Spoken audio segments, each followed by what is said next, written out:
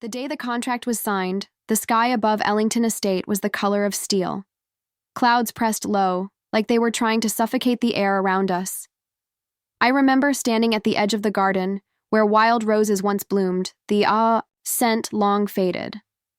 My name is Noor Ellison, and I was 24 when I learned that sometimes love isn't stolen, it's sold. Our family estate, what people in town used to call a legacy, was crumbling. The bricks that held it together were chipped with the weight of generations. We'd lost the orchards during the droughts. Then came the unpaid taxes. And finally, my father's illness. I knew it when I saw the way my mother avoided my eyes, the way my father's hands trembled as he folded papers with too much silence. It was already over. I was just the last offering left to give. That afternoon, my mother called me into the drawing room. The fire had long since gone out, and the windows fogged from the cold we couldn't afford to chase away. "Noor," she said, smoothing the creases on her faded silk blouse. "He's agreed to save us." My breath caught. "Who?" I asked. I already knew. I think a part of me had always known. She didn't say his name. She didn't need to. He arrived that evening, not like a savior, but like a sentence being carried out. Raphael Graves. The name echoed in real estate circles like a warning and a promise. The youngest of the Graves dynasty. Cold. Calculated. Billionaire by 30. Feared by rivals. Untouched by scandal. And completely heartless, at least according to the tabloids. He walked in with a long, dark coat and an expression carved from stone. His gaze landed on me as if I were an object he had already appraised and stored away in a vault. "Noor," he said, extending a hand that felt like it could crush and protect at the same time. "It's a pleasure." I shook it, wondering if I had just given away the last piece of myself I owned. That night, I lay awake in my childhood bedroom, staring at the ceiling where cracks had begun to bloom like spider veins. I wasn't mourning a lost love. I'd never had the luxury to fall in love. But I mourned the idea of choice, of the dreams I used to sketch in the margins of my notebook, the camera I'd bought with babysitting money, the dream of a studio. By the sea, gone. All gone. The engagement was set for the following week. No party, no flowers, just a press release drafted by his assistant and a notarized document that bound me to him for a minimum of 2 years.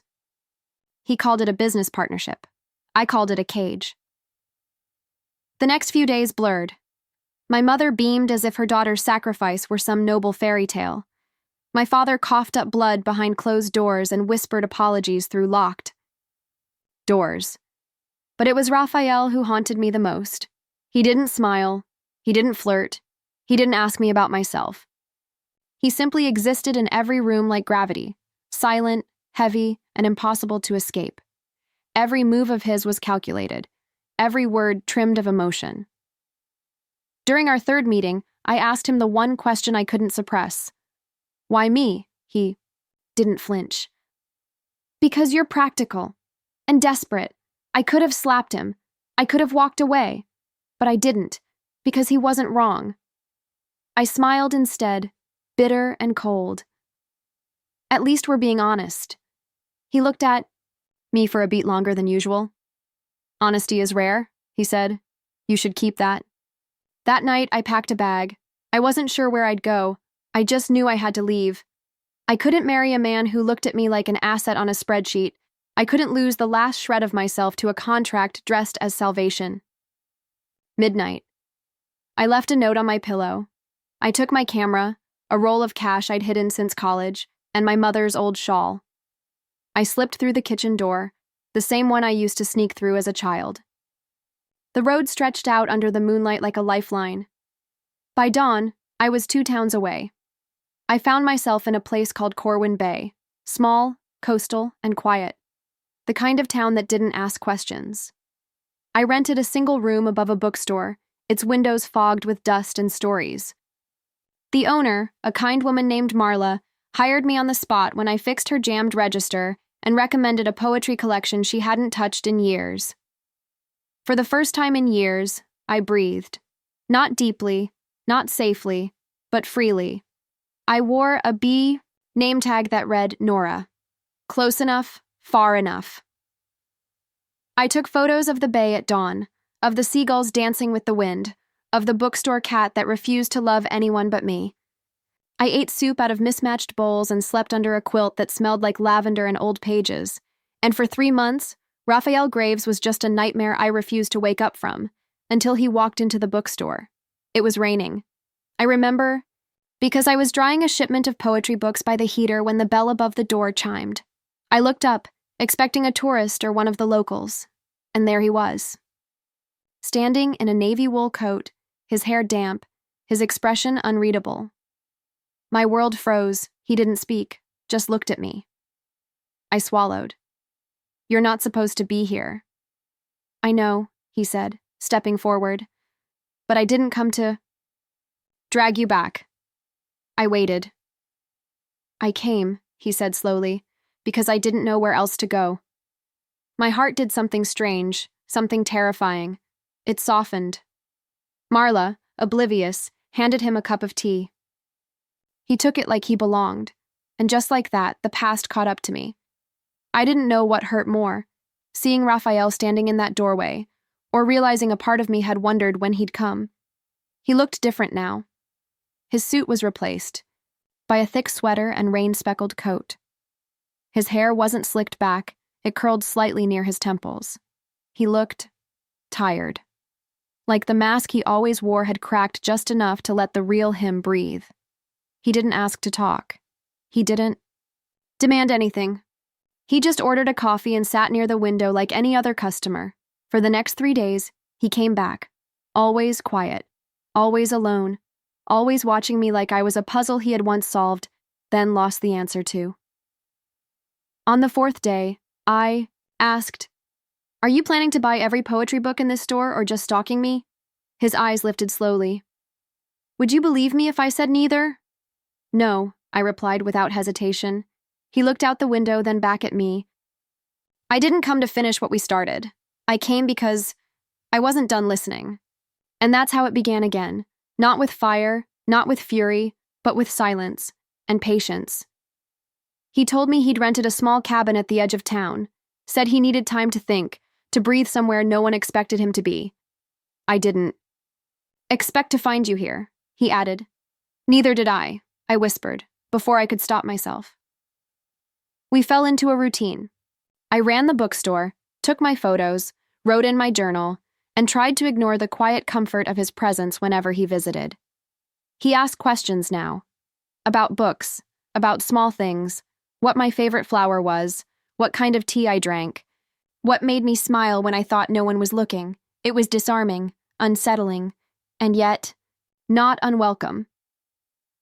One evening, as I locked the front door, I found a package on the step.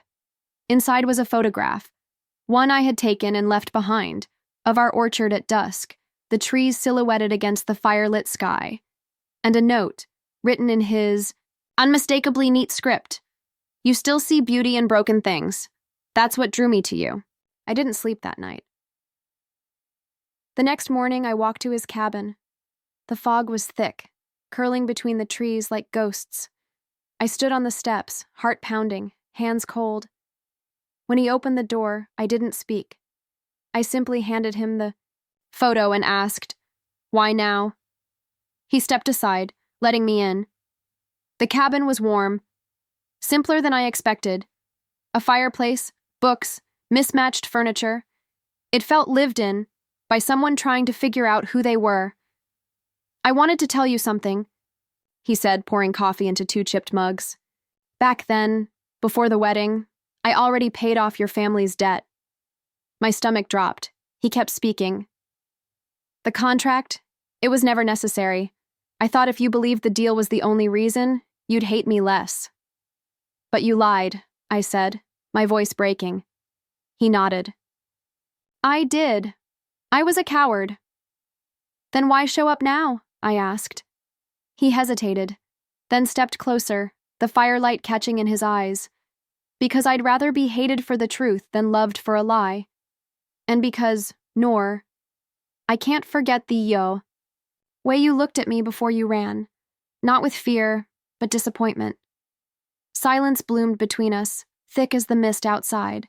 And then, so softly I wasn't sure he'd even hear it, I said, I wanted to be chosen. Not used. His face crumpled at the edges, just a little, but enough. I'm not asking for forgiveness, he said. Only a chance. To know you. The real you. I didn't answer. I just sat down on the old couch, coffee in my hand, heart unraveling, and for the first time in our story, we simply existed in the same space. With no contracts, no pressure, just the slow thawing of two people who had both learned to survive in silence. That night, I didn't write in my journal. I didn't need to. Because something new had begun, and I didn't want to define it too. Soon. Days in Corwin Bay carried a softness the world had forgotten. Sea winds whispered through the narrow lanes, and the bookstore bell became a sound I lived by. Somewhere in that gentle rhythm, Raphael began to change, from a figure in my nightmares to a presence I couldn't ignore. He started coming in early, sometimes with coffee, sometimes with nothing but questions. What was my favorite season? Why? Did I always wear the same gray sweater when it rained? Did I believe in second chances? I didn't always answer. Sometimes I'd laugh, sometimes I'd change the subject, but every now and then I told him the truth. One morning, he walked in with a book in hand, The Art of Seeing. A photography book I'd mentioned once years ago in passing. I tracked it down, he said, brushing off the ocean mist from the cover. Took me 3 weeks. I stared at the worn binding, then at him. Why? He shrugged, then said simply, because it reminded me of you. I didn't know what to do with that, because Raphael Graves, the man who once viewed me as a transaction, was now remembering details about my life I'd almost forgotten myself. Later that week, we walked to the lighthouse together. A local boy had painted it red during a dare, and the town was still laughing about it. We sat on a bench facing the sea, the wind tangling my hair, the horizon stretching forever. I used to come to a place like this with my mom, he said, voice low. Before she got sick, before everything changed. I looked at him, really looked. And for the first time, I saw a boy underneath all that armor. A boy who had once needed stories to fall asleep, who had loved too deeply and lost too young. What changed you? I asked. He didn't speak right away. Then, my father, he taught me love was weakness, that emotions were distractions, so I shut it all off. Until I met you. The wind held its breath. I wanted to say something. I wanted to reach for his hand, but the words caught in my throat like sea glass. So I nodded. That was all I could give, and he seemed to understand. That night, I pulled out my camera for the first time in weeks. I captured the sea at dusk, the lighthouse still red, a small girl twirling with her scarf, and Raphael, alone on the pier, looking not powerful but lost. It was the most honest picture I'd ever taken. The next morning, he brought flowers to the bookstore. Not roses, not lilies, but wild bluebells, my favorite, the kind that grew near the orchard back home. Don't read into it, he said with a crooked smile. They were practically free, but I saw the truth in his eyes, and for once, I didn't run from it. One afternoon, I got a letter from my sister. She didn't ask me to come home. She just said Dad wasn't doing well, and Mom had started sleeping in the living room to be near him.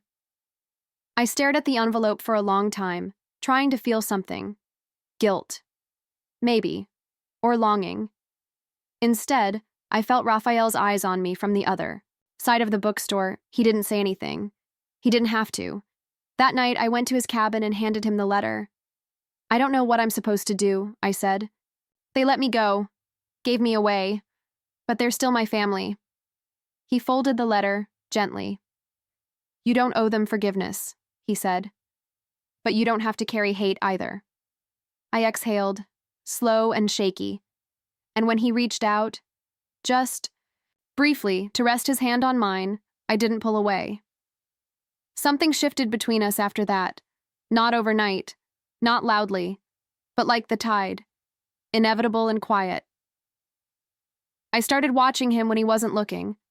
The way he tied his scarf, too, tightly. The way he always chose the oldest books on the shelf.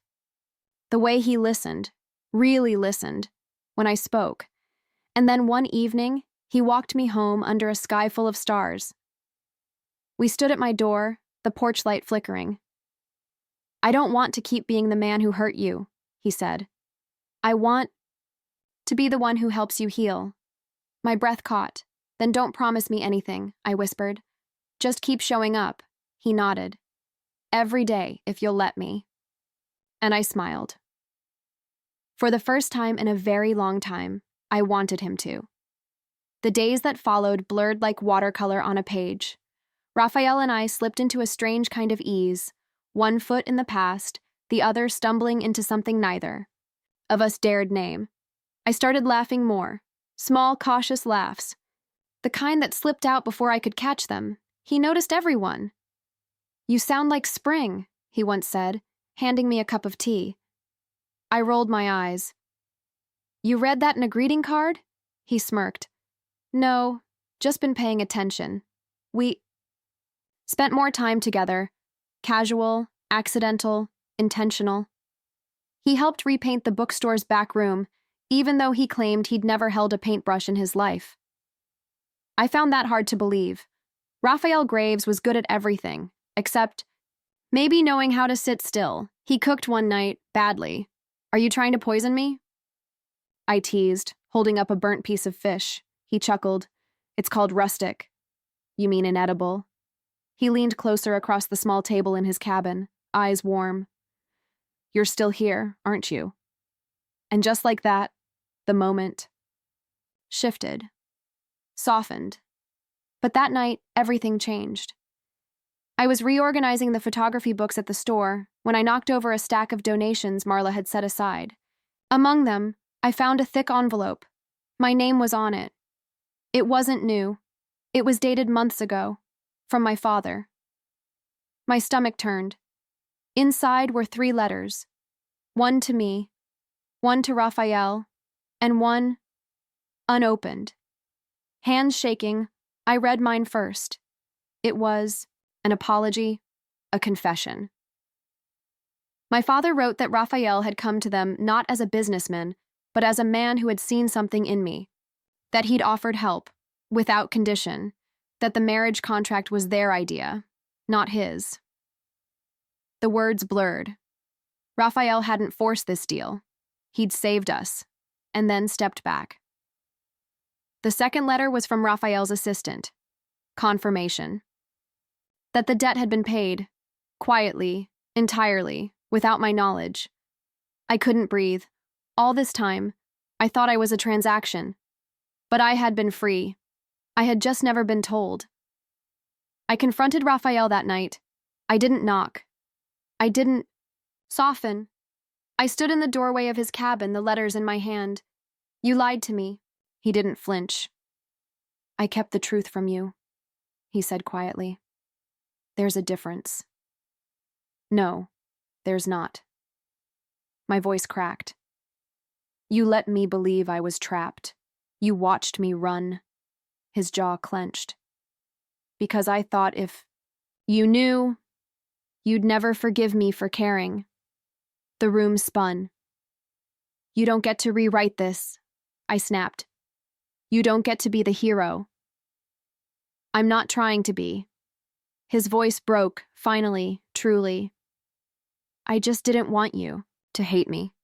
"Well," I said, tears burning, "you failed." I walked out before he could say another word. That night, the sky cried with me. Rain pelted the windows of my tiny room above the bookstore. I sat on the floor, the letters spread around me, the truth more suffocating than any lie he'd told. Should have felt free, but all I felt was hollow, because Raphael had given me a choice, and everyone else had taken it from me. The next morning, I didn't open the store. I walked to the cliffside instead, where the sea crashed against the rocks, wild and angry. I sat there for hours, alone, until I heard a step behind me. I turned.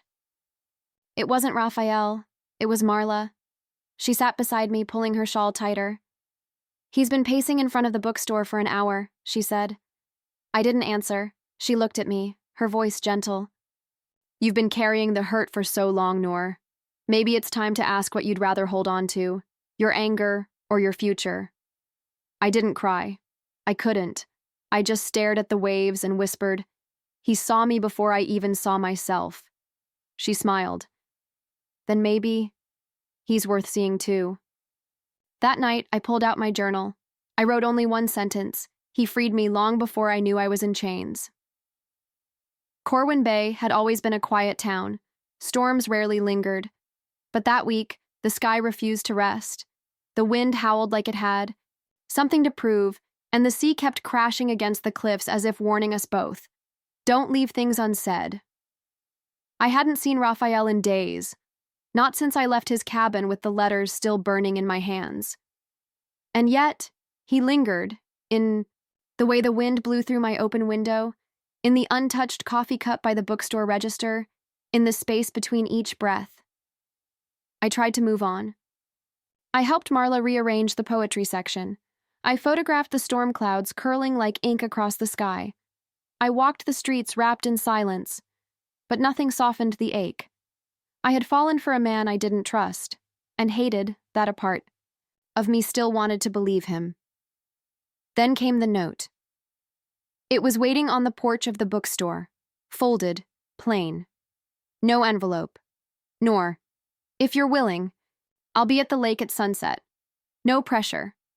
I read it 3 times, and then I folded it into my coat pocket like a question I wasn't ready to answer, but couldn't ignore. By the time the sun began to slip behind the trees, I found myself walking toward the lake. The sky was dipped in orange and ash, and the water shimmered like stained glass. Raphael was already there. He stood near the edge, his coat open despite the wind, hands tucked in his pockets like he was afraid of what they might do if he let them out. He turned when he heard my footsteps. His eyes, those eyes I once called cold, were anything but. You came, he said, voice steady but soft. I did. A pause, a shared breath. Then, I owe you the truth, he said. I crossed my arms, watching him. My father wasn't kind, he began. He taught me that love makes you weak, that control is safer than vulnerability. I lived by those rules for too long. His voice didn't shake, but his jaw did. When I met you, I saw someone who burned too brightly to be bought. I didn't want to put out your fire. I wanted to protect it. But I went about it the wrong way. I looked away, heart thudding. I never wanted you to feel trapped, he continued. I just didn't know how to love someone who didn't need me. I closed my eyes. Let his words settle. Then I asked, and now? He took a step closer. Now I want to be chosen, not because I saved your family, but because I stayed, because I listened, because I saw you. I exhaled, breath catching. I'm scared, I said finally. So am I. Silence stretched between us like the lake itself. Then slowly, I stepped closer. If we do this, I whispered, it has to be real. No secrets. No saving. Just us. He reached for my hand, careful, hesitant. Just us, he promised. And that's when the storm hit. The wind snapped through the trees, the sky turned charcoal, lightning danced along the edge of the lake. We should go, I said. But then we heard it, a faint, panicked sound, a calf, trapped near the icy bank, struggling to stand in the mud. Raphael didn't hesitate. He ran toward it. Stay there, he shouted over the wind. But I followed. Of course I did. Together, we reached the animal, its small body trembling, legs caught in frozen reeds. Raphael knelt beside it, whispering softly. It's okay, he said to the calf, maybe, or to me. We lifted it together. I felt the strain in my muscles, the weight of its fear and ours. The storm howled around us, but I didn't feel cold. I felt alive. We made it back to his truck, soaked and breathless. The calf lay safely in the back, and in the front, Raphael turned to me, his hair plastered to his forehead, eyes burning. "I couldn't lose you out there," he said, voice low. "You didn't," I replied, heart full. "I'm here." And for the first time, I meant it without hesitation. That night, we sat by the fire in his cabin. I wore his scarf, still damp but warm with his scent, cedar and sea salt. He made tea, clumsy but sweet, and we said nothing for a long time, because sometimes silence is the safest place to begin again. When I finally wrote in my journal that night, I only wrote this: "He ran into the storm with me." And something in me stayed. The storm passed, but something in me remained unraveled, not broken, just open, like a door I'd always kept locked had creaked ajar. Letting him in hadn't shattered me. It had softened the parts I'd hidden for years. Raphael didn't press me. He didn't demand more than I could give, and maybe that's why I gave him more than I ever intended. The day after the storm, we repaired the bookstore's leaking window together. He was terrible with a screwdriver, and I teased him until he laughed, the real kind. The kind that made his eyes crinkle and his shoulders relax. He told me he was considering staying longer in Corwin Bay. "I thought I'd be gone after a week," he said, "but I don't want to be anywhere else." And I didn't tell him, but I felt the same. We spent our evenings on the porch of his cabin, sipping tea and talking about nothing. I learned that he hated olives, that he secretly loved 80s music, and that he collected old maps of cities he'd never visited, just in case one day he did. He learned that I slept with socks on, hated slow drivers, and dreamed of photographing people in places untouched by noise. It was slow. It was fragile, but it was real. One morning, he walked me to the cliffs and handed me a small journal. "For Paris," he said. I blinked. "Paris? You once said you wanted to go," he reminded me. "To photograph the light. I didn't. Forget." I opened the first page. He'd pasted an old train ticket inside. "For when you're ready." And for the first time, I believed that maybe, someday, I would be. But not everything was healed.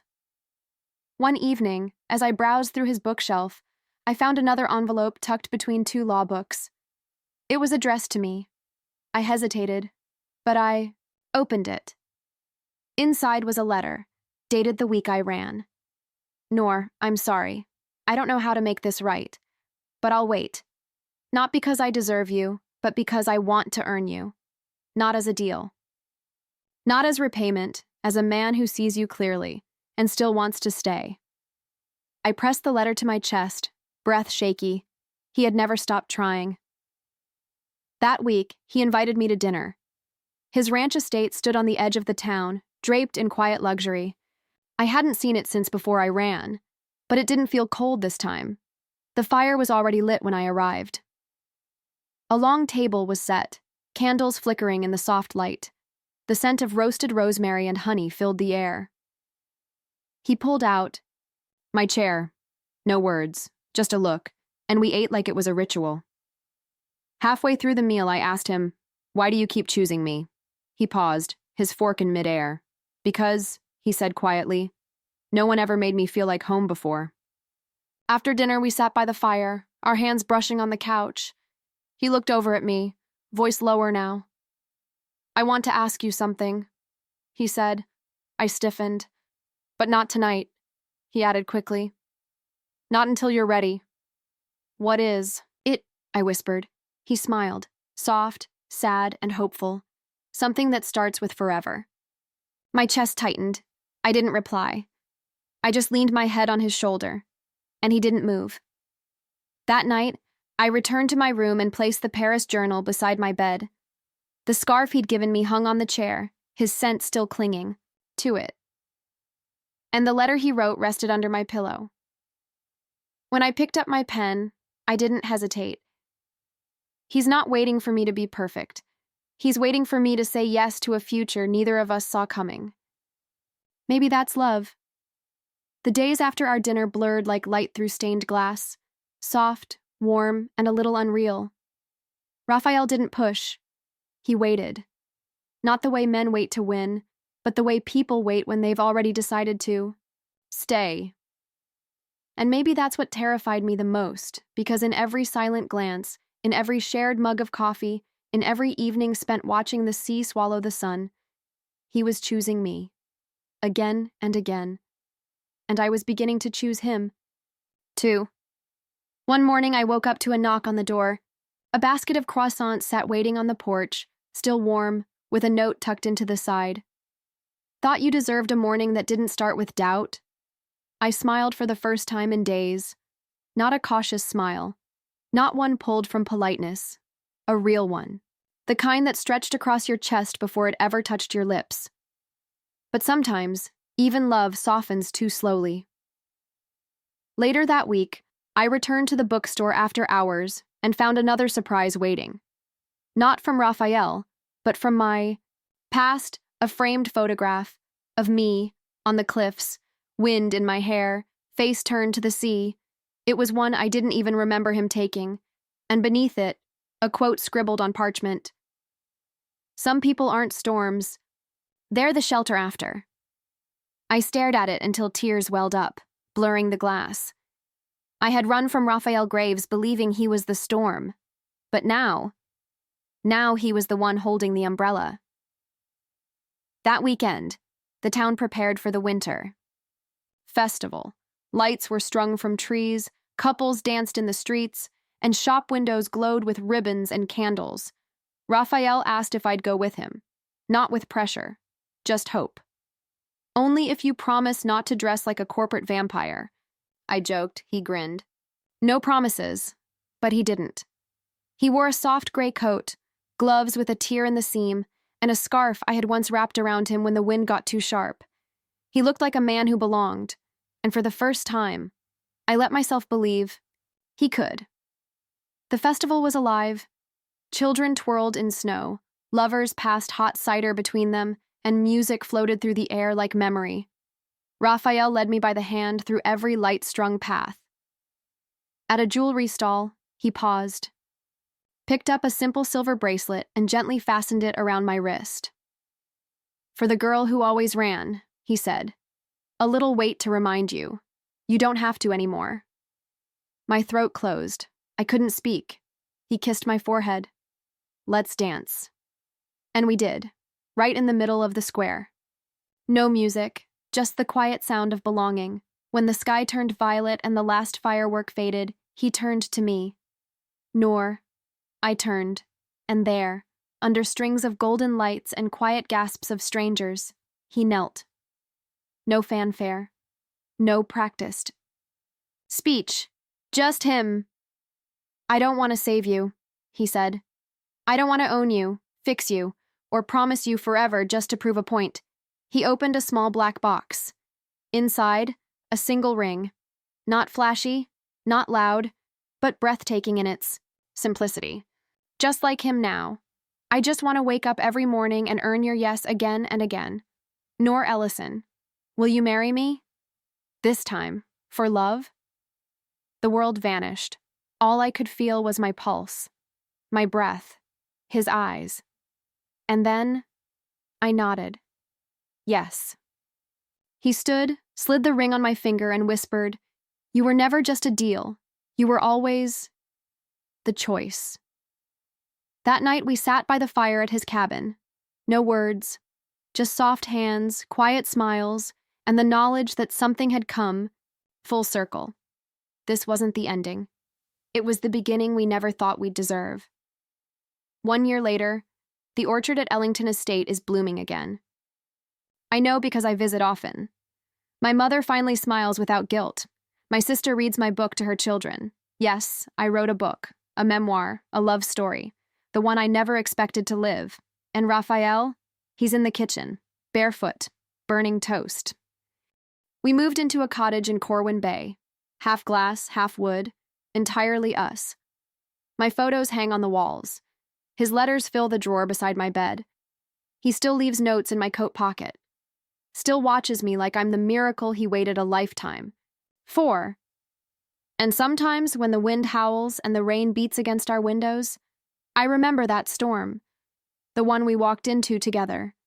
The one that didn't break us, but built us.